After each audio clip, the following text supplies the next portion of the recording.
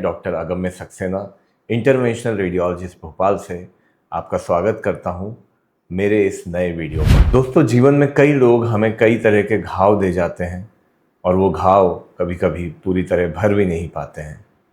Emotional घावों को अगर हम साइड में रख दें और शरीर के घावों की बात करें, खासकर पैरों में होने वाले घाव की बात करें, तो इसमें बहुत सारे मरीज़ मेरे आसपास मेरी प्रैक्टिस में, और मुझे आई एम श्योर कि आपके आसपास भी ऐसे कई मरीज़ होंगे जिनको पैरों में घाव होंगे।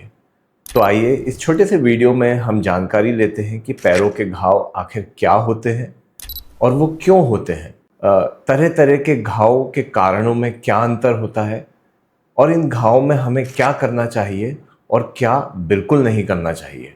अगर आपको ये वीडियो पसंद आते हो तो लाइक, शेयर और सब्सक्राइब करना बिल्कुल ना भूलें और बेल आइकन का बटन ज़रूर दबाएं। तो चलिए शुरू करते हैं सबसे पहले ये जानने में कि पैरों के घाव आखिरकार होते क्या है। देखिए, घाव की डेफिनेशन ये होती है कि शरीर के किसी भी हिस्से में अगर उसकी जो नॉर्मल लाइनिंग है, जैसे कि स्किन, हमारी शरीर की ज़्यादातर बाहर की लाइनिंग जो है वो चमड़ी से, स्किन से बनी हुई है, अगर कहीं पे भी स्किन डिसकंटिन्यूअस हो जाए, यानी कि उसकी कंटिन्यूटी मेंटेन ना रहे, बीच में से स्किन हट जाए, तो उसको हम घाव यानी कि अंग्रेजी में अल्सर बोलने लगते हैं। अगर ये घाव नॉर्मल गोली दवाई और मरहम पट्टियों से भी ना भरे तो इसको हम नॉन हीलिंग अल्सर बोलने लगते हैं, यानी कि NHU। अब ये जानने के बाद हमें ये जानना ज़रूरी है कि ये घाव आखिरकार होते क्यों हैं।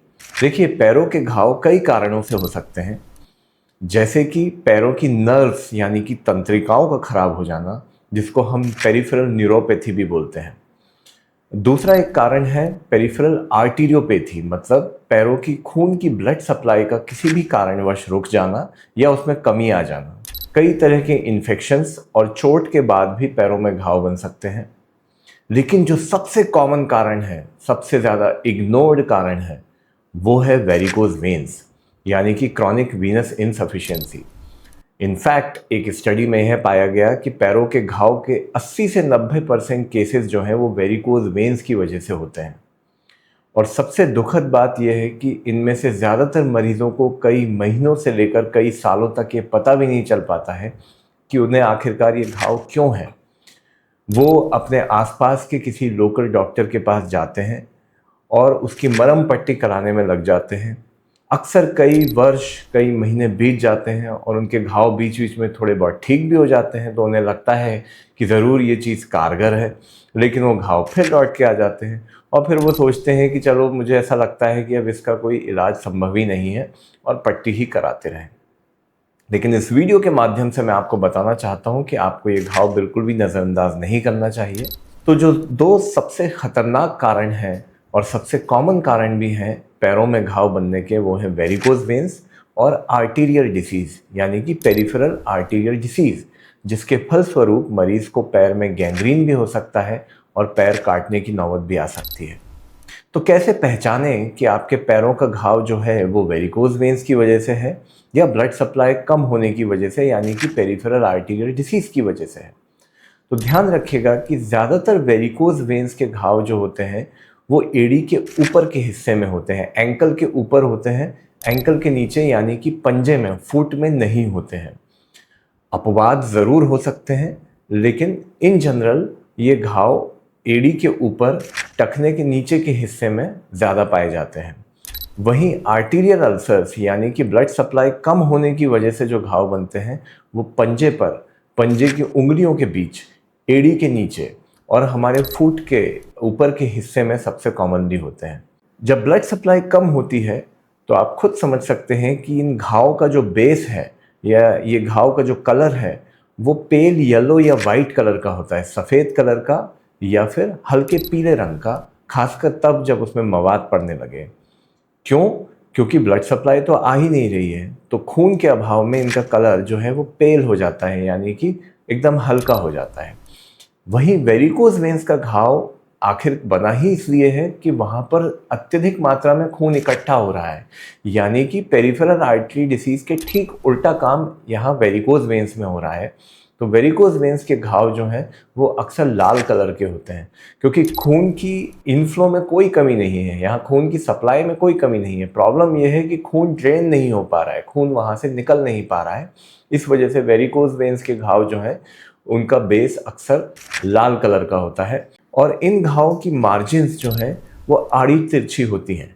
जबकि आर्टीरियल अल्सर्स यानी कि खून की कमी से होने वाले अल्सर्स अक्सर पंच्ड आउट होते हैं। ऐसा लगता है कि किसी ने एक इंस्ट्रूमेंट से उसको पंच करके एक परफेक्ट शेप बना दिया है, जैसे गोल शेप या रेक्टेंगुलर शेप, या उसकी मार्जिन्स बहुत ही शार्प होती हैं और वेल डिफाइंड होती हैं। तो ये तो प्रमुख रूप से अंतर हो गया आर्टीरियल और वीनस अल्सर्स के बीच। हालांकि मैं आपको सलाह नहीं दूंगा कि आप खुद ये निर्णय ले लें कि आपको जो घाव है वो आर्टीरियल है या वीनस है, लेकिन मोटे मोटे तौर पे उसके पीछे का विज्ञान जानना उपयोगी भी है और इंटरेस्टिंग भी है। सबसे ज़रूरी बात ये आती है कि अब ये घाव हो गए हैं तो अब करना क्या है, दिखाना किसे है। तो पहली चीज़ तो ये कि अपने आसपास के किसी भी लोकल या अनट्रेंड या झोला छाप डॉक्टर को बिल्कुल ना दिखाएं, क्योंकि वो आपके केस को अच्छा करने के बजाय और ख़राब कर सकते हैं। हो सकता है उनके इलाज से आपको शुरुआती या टेम्परेरी रिलीफ मिल जाए और आपको लगे कि हाँ, चीज़ें आपके पक्ष में काम कर रही हैं, लेकिन इन दी लॉन्ग टर्म, लंबे समय के लिए आपको उससे कोई फ़ायदा नहीं मिलने वाला, बल्कि हो सकता है आपकी बीमारी अप्रत्याशित रूप से और ज़्यादा बढ़ जाए। तो आपको ऐसे घावों के लिए सबसे पहले दिखाना है किसी इंटरवेंशनल रेडियोलॉजिस्ट को। अब मैं चूँकि खुद एक इंटरवेंशनल रेडियोलॉजिस्ट हूँ, तो आपको लगेगा कि हाँ, मैं अपने आप को दिखाने को तो कहूँगा ही, लेकिन उसके पीछे का एक जो मेजर कारण है वो ये है कि इंटरवेंशनल रेडियोलॉजिस्ट आपके घाव के पीछे के जो सबसे प्रमुख और सबसे खतरनाक कारण है उनको रूल आउट करके बता सकते हैं एक सिंपल से टेस्ट के द्वारा, जिसको कलर डॉपलर कहा जाता है। तो इंटरवेंशनल रेडियोलॉजिस्ट आपके पैर का कलर डॉपलर टेस्ट करेंगे।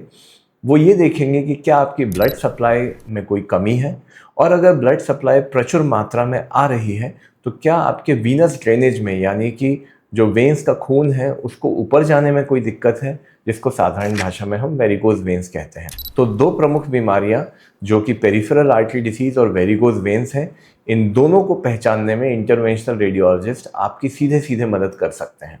और अगर इनमें से कोई भी कारण पॉजिटिव निकल कर आता है तो आपको फिर और कहीं भटकने की ज़रूरत नहीं है, उसके आगे का इलाज भी इंटरवेंशनल रेडियोलॉजिस्ट ही आपको ऑफर कर सकते हैं। अगर ब्लड सप्लाई में कमी है तो ब्लड सप्लाई को बेहतर करने के लिए एंजियोप्लास्टी और स्टेंटिंग नाम की प्रक्रियाएं जो हैं वो हाथ और पैर की नसों में की जा सकती हैं, जिससे ये घाव धीरे धीरे करके अपने आप ठीक हो जाते हैं। अगर वेरिकोज वेन्स इसका कारण है तो लेज़र थेरेपी, ग्लू थेरेपी या रेडियो फ्रीक्वेंसी एब्लेशन नामक प्रक्रियाएं करके बिना किसी चीरे टाँके के आप इन घावों को बहुत आसानी से भर सकते हैं। एक और प्रश्न कई मरीजों के दिमाग में उठता है और कई डॉक्टर्स उनको एडवाइस भी करते हैं कि भैया, ये जो घाव आपको बना है ये कैंसर भी हो सकता है। अब देखा जाए तो वैज्ञानिक रूप से ये बात गलत नहीं है, लेकिन घाव का कैंसर में तब्दील होना एक बहुत ही रेयर चीज़ है। इसको हम मार्जोलिन्स अल्सर कहते हैं और ये बहुत ही कम केसेस में होता है। लेकिन मैंने अपनी प्रैक्टिस में देखा है कि कई मरीजों को अक्सर घाव होने पर बायोप्सी कराने को एडवाइस सबसे पहले कर दिया जाता है कि इस घाव से एक टुकड़ा निकाल के हम सैंपल भेजेंगे और ये देखेंगे कि इसमें कोई कैंसर तो नहीं है, या इसमें कोई फंगल इन्फेक्शन तो नहीं है, या इसमें किसी और तरह का कोई और इन्फेक्शन तो नहीं है।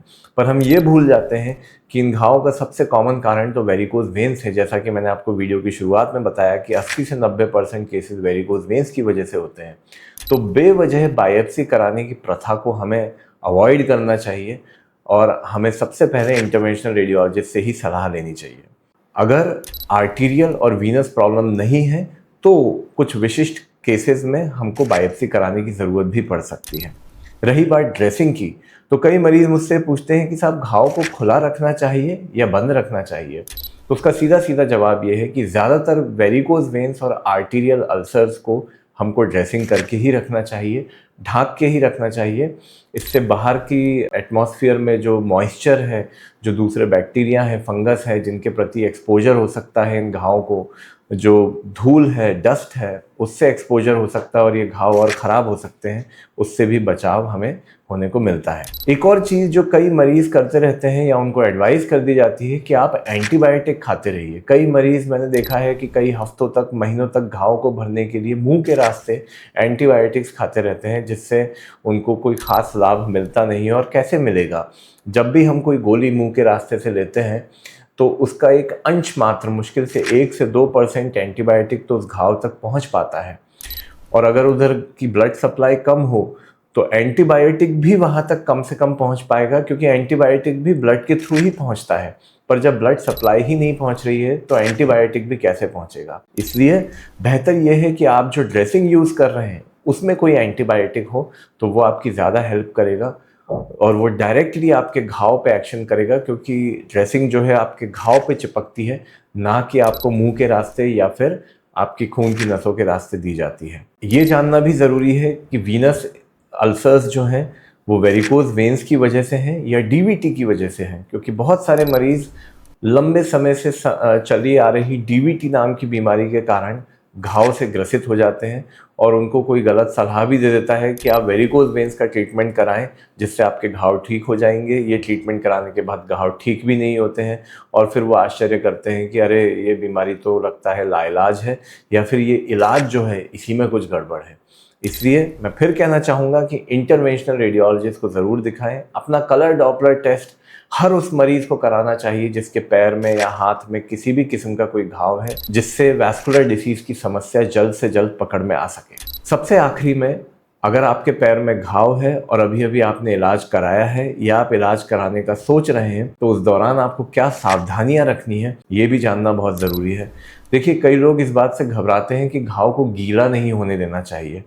ये बात कुछ हद तक सही है, लेकिन कुछ हद तक ये एक मिथ की तरह भी है, क्योंकि देखिए होता यह है कि जब आप नहाते समय अपने घाव पे किसी भी किस्म का कोई पानी नहीं डालते हैं या किसी भी किस्म का कोई साबुन या सोप सॉल्यूशन नहीं लगाते हैं, तो वहाँ पे इन्फेक्शन होने की रिस्क और बढ़ जाती है। तो वेरिकोज वेन्स के ज़्यादातर मरीजों में नहाने में या अपने घाव को गीला करने में कोई दिक्कत नहीं है। आप आराम से साबुन लगाकर और पानी डालकर अपने घाव को धो सकते हैं। जो ज़्यादा ज़रूरी चीज़ है वो ये है कि अपने घाव को नहाने के बाद गीला नहीं छोड़ना है, बल्कि तुरंत सुखा लेना है।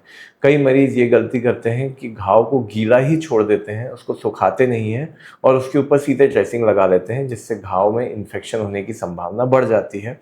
कुल मिला के हमको घाव को मॉइस्चर यानी कि नमी के प्रति एक्सपोज नहीं करना है। इसके बाद कई मरीज़ हैं जो शुगर से यानी कि डायबिटीज़ से ग्रसित हैं, तो उनसे मेरा आग्रह यह है कि अपने घाव से उबरने के लिए अपना शुगर कंट्रोल बहुत अच्छे से रखें, क्योंकि आप दुनिया भर की दवाइयाँ ट्राई कर लेंगे, लेकिन अगर आपका शुगर कंट्रोल पुअर है तो या तो आपका घाव भराएगा ही नहीं या फिर उसको भरने में बहुत अतिरिक्त समय लग जाएगा। अगर आप तंबाकू का सेवन करते हैं, धूम्रपान करते हैं या अत्यधिक शराब का सेवन करते हैं तो इससे बिल्कुल दूर रहें, क्योंकि ये भी हमारे घाव को भरने से रोकते हैं, प्रोहिबिट करते हैं। और अंत में आपसे विनम्र निवेदन है कि देसी इलाज या फिर अवैज्ञानिक इलाज या फिर झोला छाप डॉक्टरों द्वारा दिया हुआ इलाज, प्लीज़ इससे दूर रहें। अपने शरीर को जो ऑलरेडी संकट में है उसे और संकट में ना डालें। मैं ये नहीं कहूँगा कि मेरे पास ही आएँ या इंटरवेंशनल रेडियोलॉजिस्ट के पास ही जाएं, लेकिन कम से कम किसी ऐसे डॉक्टर से ज़रूर संपर्क करें जो वैज्ञानिक रूप से अपने ज्ञान के साथ इस बीमारी के इलाज में समृद्ध हो और जो आपके घाव को भराने में एक बेहतर दिशा दिखा सके। आशा है वीडियो आपको पसंद आया होगा। इसी तरह के और वीडियोस देखने के लिए चैनल को सब्सक्राइब करें, वीडियो को ज़्यादा से ज़्यादा शेयर करें। कोई भी सवाल हो तो कमेंट ज़रूर करें, मैं कोशिश करूँगा सारे सवालों का जवाब देने के लिए। अगले वीडियो तक के लिए धन्यवाद। नमस्कार।